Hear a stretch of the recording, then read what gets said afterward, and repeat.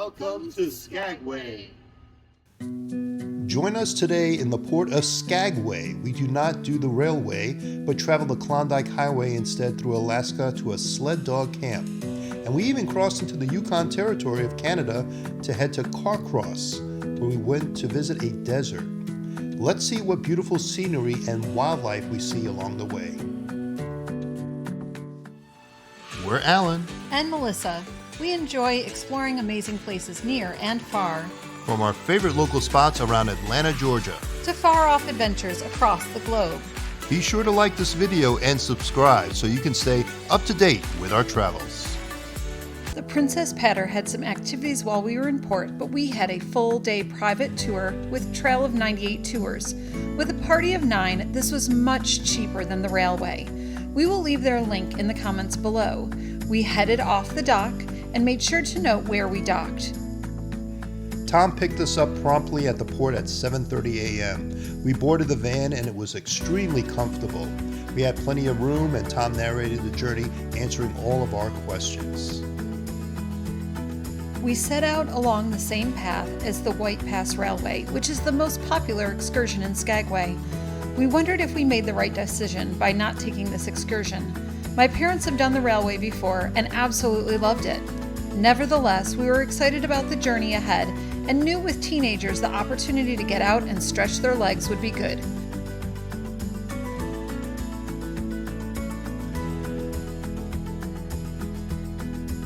We crossed over the river as the Klondike Highway is on the opposite side of the gorge.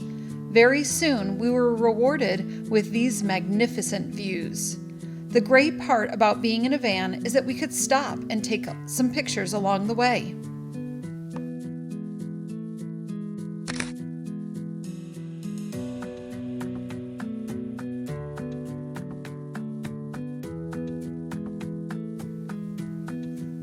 As we set out again, it wasn't too long before we saw our first wildlife, and it was impressive.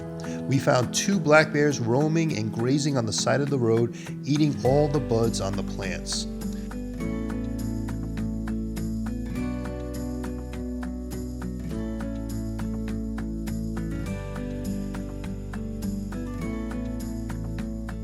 Tom then took us down the road a little bit and showed us an eagle's nest where we witnessed the parent feeding not 1, but 2 eaglets.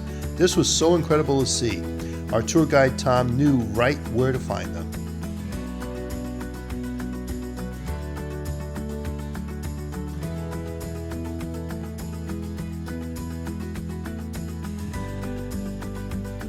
We rolled through the Moore Creek Valley and found the Captain William Moore single cantilever suspension bridge. This was built to minimize bridge damage from earthquake movements along the fault line here. This is closed to traffic now due to heavy truck traffic. As we climbed to the summit of the Klondike Highway at 3,292 feet near the Alaska-Canada border, the weather became foggier and there was a lot more snow. We saw some ice in the waterways. This was in early June, and typically the ice is a lot less this time of year. They have had a cold spring, but this made the scenery even more magical.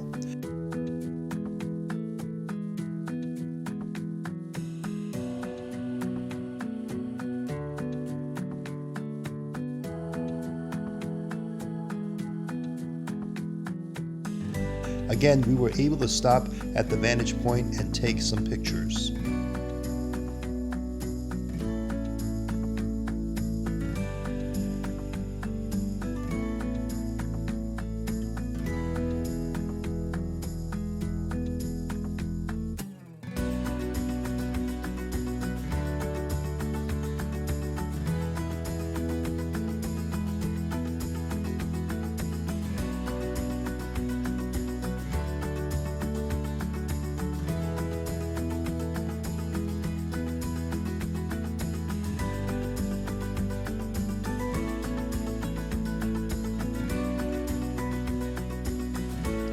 We pulled over a little further up, and our tour guide, Tom, took out his high-powered scope.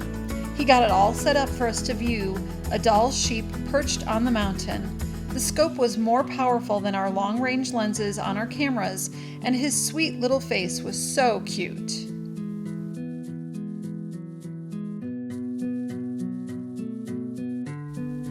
Next, we stopped at Too Shy Sled Dog Iditarod Musher Camp and Tagish Lake Kennel. When we first got there, they asked if we wanted to help train their sled dogs by taking them on a run.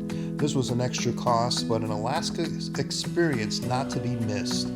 They hooked up a team of sled dogs quickly and we climbed into our UTV. The dogs were so excited to take off.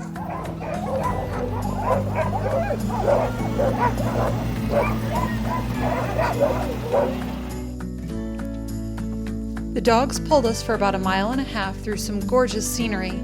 Our guide on the tour was from France, and she told us about each of the dogs on the team and the importance of their position and why they were placed in that position. She told us about the commands she gave to the dogs as well. Honk! Honk!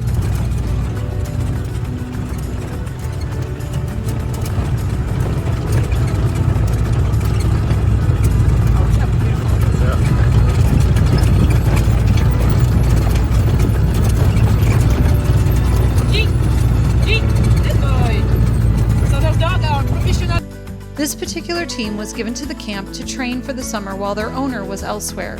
We held on tight and enjoyed the bumpy and exciting ride. We would definitely recommend this experience.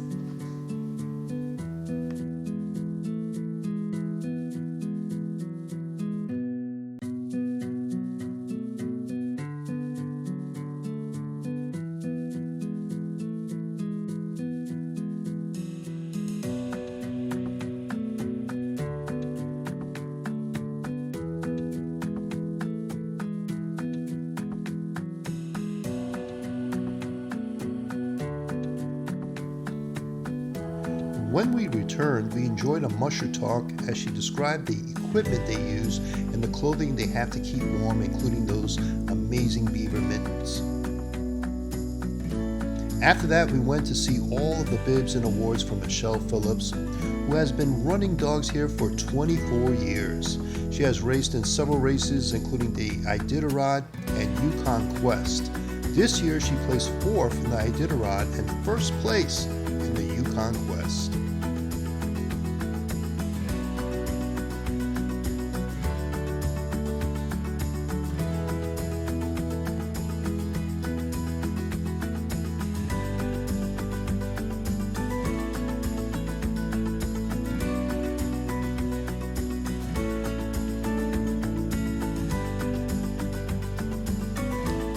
Finally, it was time for our favorite activity, playing with the puppies. They were so cute. They even had a mama dog from the Humane Society and were fostering her and her puppies along with raising their sled dog puppies.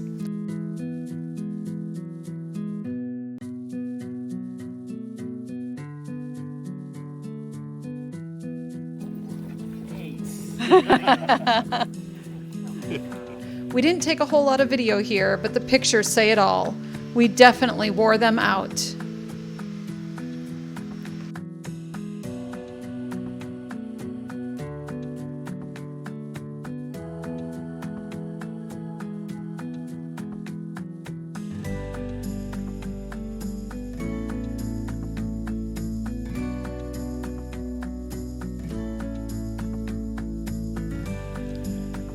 As hard as it was to leave, we were starting to get hungry.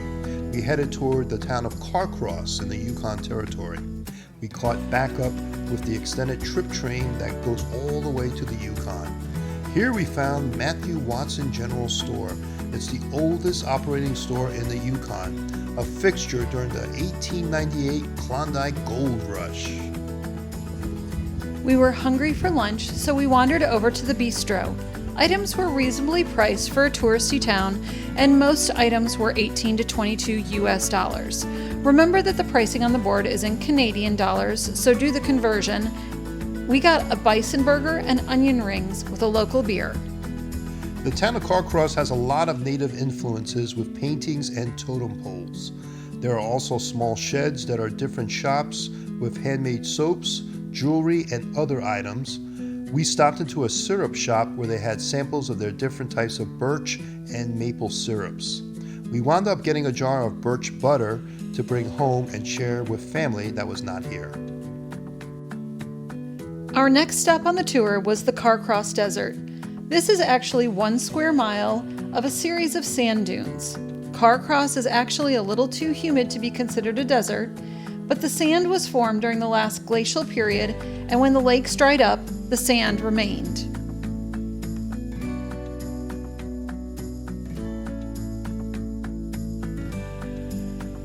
We took a drive to Emerald Lake, which on a sunny day can be bright green.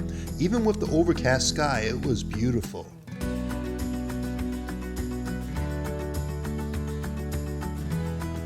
We got to stop at another lake which was windy and chilly, but surrounded by incredible mountains.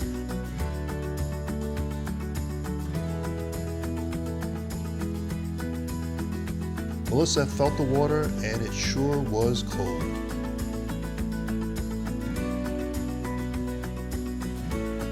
Heading back, we saw this porcupine scurrying up the side of the road, and also a grizzly bear. However, our camera was not ready for that. We also stopped at Bridal Veil Falls, which was a nice waterfall right on the side of the road.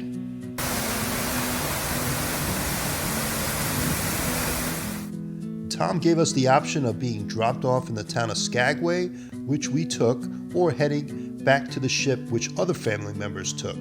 We found the Klondike Gold Rush National Historical Park, which encompasses downtown Skagway as well as other surrounding areas. We stopped in for a visit to learn about the history here and the town. The Red Onion Saloon, built in 1897, is a favorite stop with a brothel museum as well.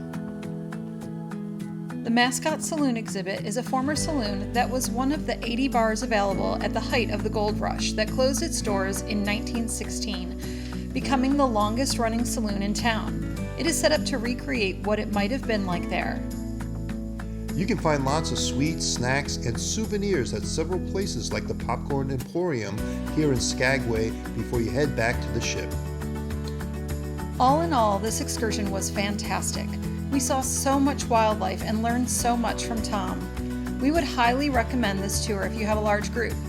Trail of 98 is also working to start a small group tour where they book you with other passengers on a cruise ship. My parents enjoyed this tour more than the train, just for the fact that we got to see so much more and the views were just as impressive. What have you done in Skagway that you loved? We would love to come back and explore the town more and try something different. Let us know in the comments below. Be sure to like this video and subscribe to follow with us to more ports of call.